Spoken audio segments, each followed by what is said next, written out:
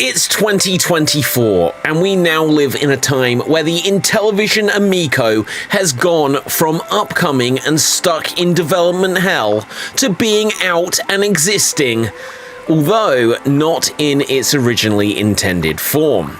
Amico Home is a virtual console platform based on the original Intellivision Amico software.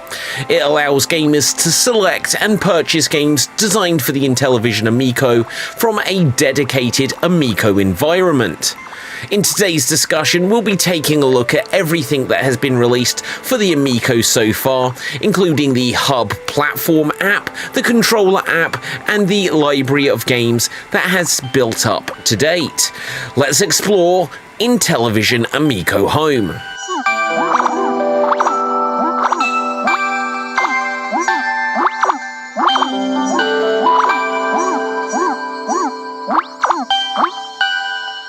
The day may come where the Amico console finally launches, and the idea of such happening is still on the publicly available Amico roadmap. Although from this Amico roadmap that has been floating around on the internet for a little while, it doesn't appear to be on the cards for 2024. That doesn't mean it's an absolute impossibility, as the thing about roadmaps is they can change. They may take a different route to what they originally intended. And the thing about announcements of games and video game consoles is, well, we rarely hear about the whole year's plan being laid out during the first half of that year. One thing that is on the roadmap for a physical Intellivision Amico release are the controllers, which are due to launch this year. I'm guessing that these will be compatible with both the actual Intellivision Amico console and with various other devices via Bluetooth. At the time of making this video, you can get the Amico Home for Android and Amazon Fire devices, where you download it as an app, and is also planned to release on iOS at some point soon. I think it's great that several of the planned Amico games have now released, and whilst this may seem like it would kill off any potential sales of the physical console, I think that getting the games into the public's hand was absolutely the right decision at this stage, even if they're not on the same platform that they were originally intended. It may be that a certain point comes that they will evaluate things and say that the physical console is cancelled, and that enough people have bought this app and are enjoying it that way that the need to release the console physically has become redundant. Now, that would be bound to upset quite a lot of people. But for me, as someone who didn't invest in the console and didn't put any money down for a pre-order, I'm just happy to see the games get released one way or another. And yes, I completely appreciate that there are people who have lost some money on this, and getting Amico Home on your mobile phone will surely now be a tainted and bittersweet experience. I speak from the experience of having previously backed indie projects that have never arrived to me and lost money, and for me it's once bitten, twice shy about crowdfunding. I'm happy to be a launch day purchaser and show my support in that way when things can be on my hands on the same day that it's released. The library of games available so far are Astrosmash, Missile Command, Shark, Sideswipers, Dart Frenzy, and Cornhole. And so far, only Cornhole has actually released so far in 2024. That's the first quarter of the year entirely gone with only one release. That's a little bit of a disappointment after 5 were released towards the end of last year. But imminently this should all change, as we should be getting the game Backtalk Party, Finnegan Fox, Retro Force Redux, and apparently one of either Evel Knievel or Moon Patrol. So by that time, there'll be quite a few games that you'll be able to get your hands onto through Amico Home. I have previously reviewed all of the released games that have been released so far on this channel, so if you want my review of them individually, please check them out on the channel. I'll link the playlist for the Intellivision Amico in the description. But talking about the library overall, it is limited, and who knows how much it may grow by the end of 2024. There was a new indie game development program that Intellivision had announced on this roadmap a little while ago, and this may see other games launch as part of Amico Home. So we'll see how much it actually grows in total. If by the end of the first half of the year we have 10 or 11 games, look, it's not much, but for me, the Amico project is currently about giving life to a bunch of games that seems like they were cancelled, rather than this being the beginning of a brand new console. I've spoken about this previously on this channel, but there is a similar psychology to buying a gaming console to what there is to supporting your favourite sports team. When it first launches, you hope that it gets a bunch of exclusives, like signing all of the best players, and you don't want those players playing for another team as well. I mean, why not though? Why shouldn't gamers who own a different machine to you also enjoy the same games?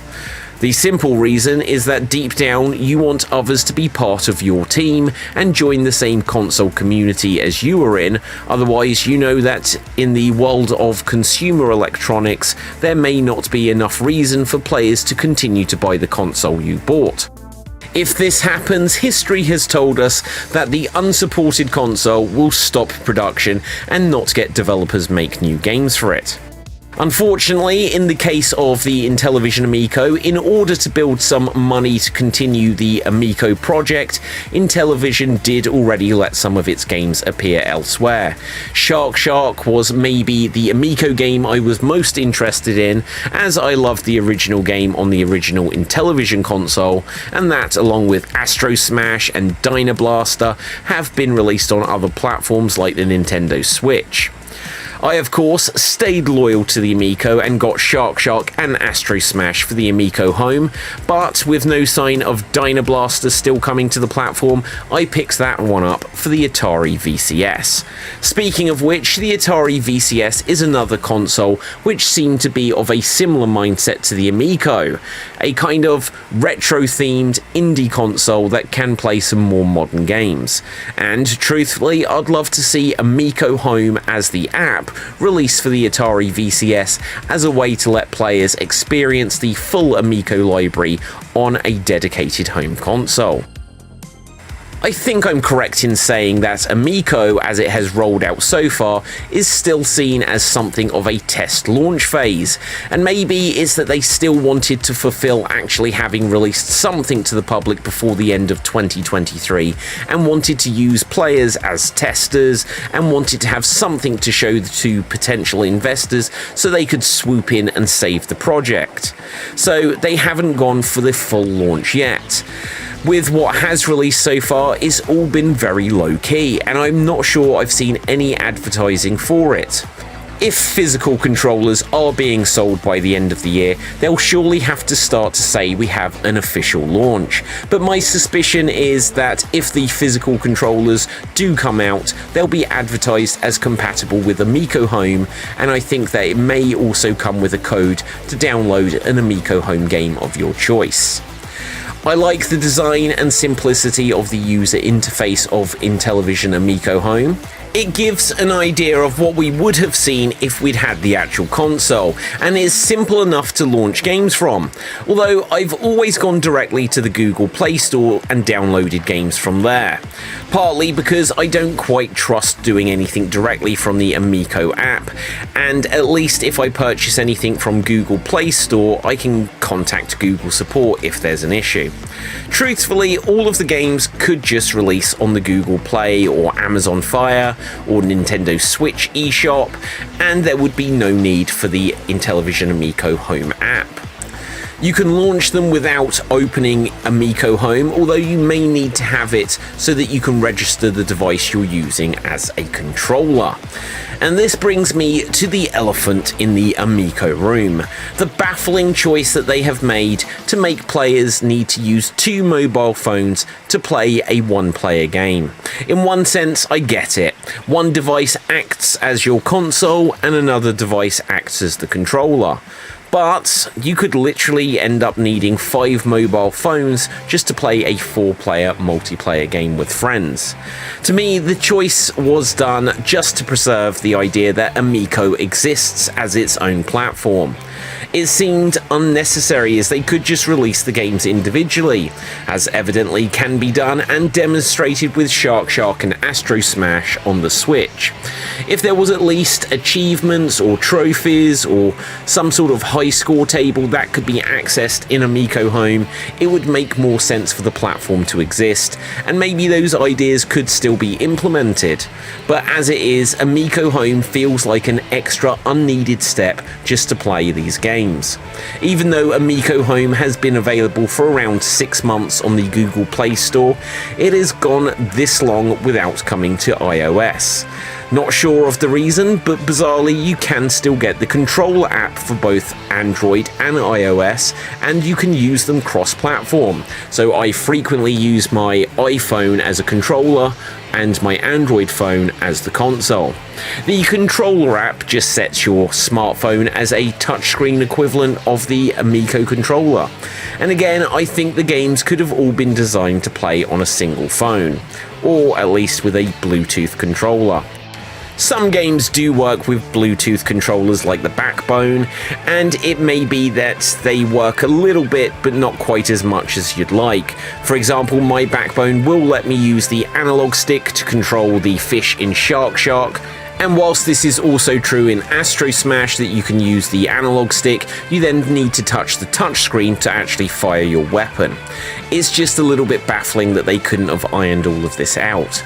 You can change the design of your controller on the iOS and Android Amico Home controller app so it looks like a slice of pizza or maybe themed around some of the games.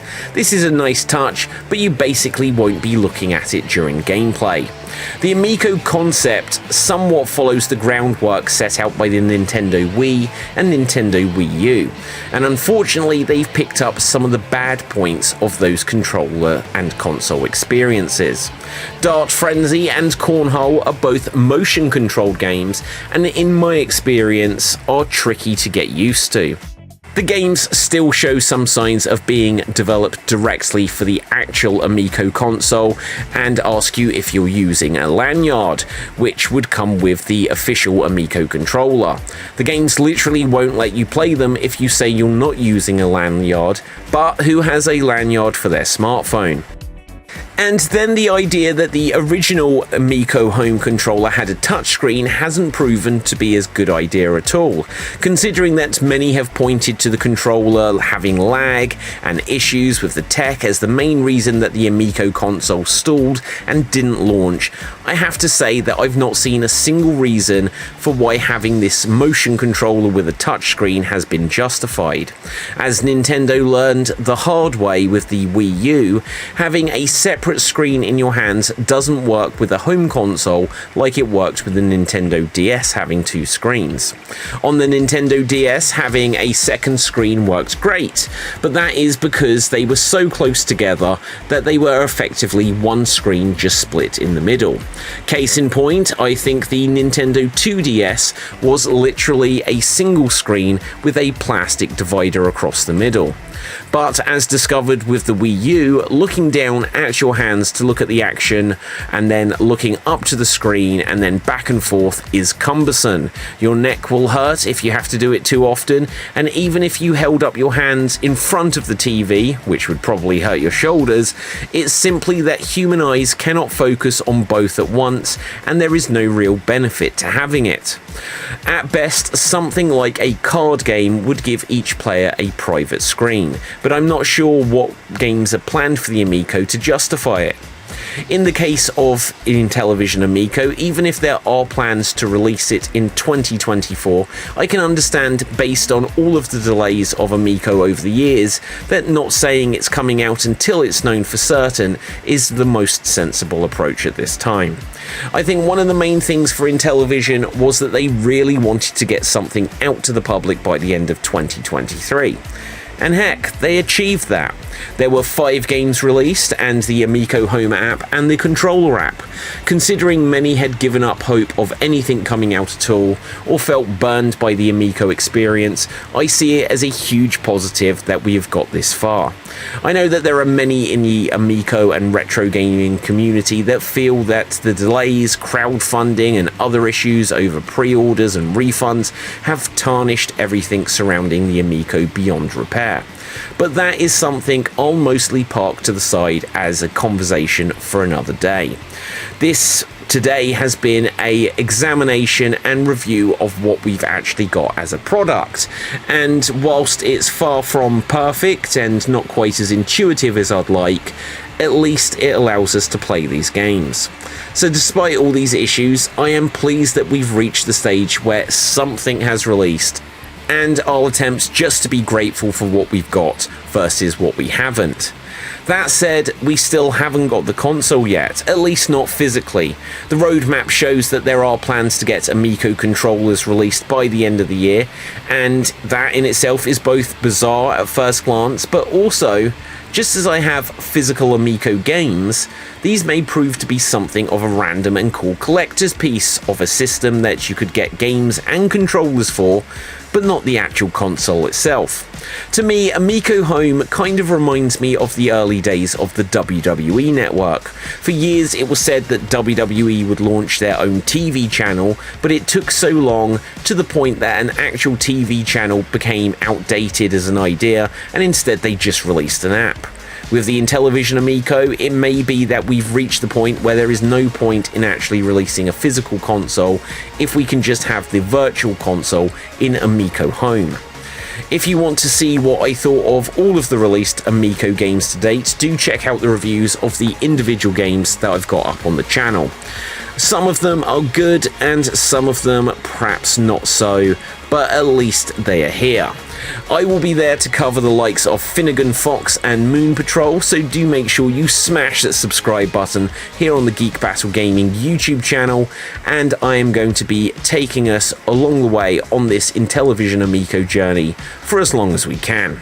So until next time, make sure you smash that subscribe button, go to www.xstreamed.tv/gaming if you want the written article version of today's discussion, and with that, until next time, stay safe, always stay extremed, and ciao for now.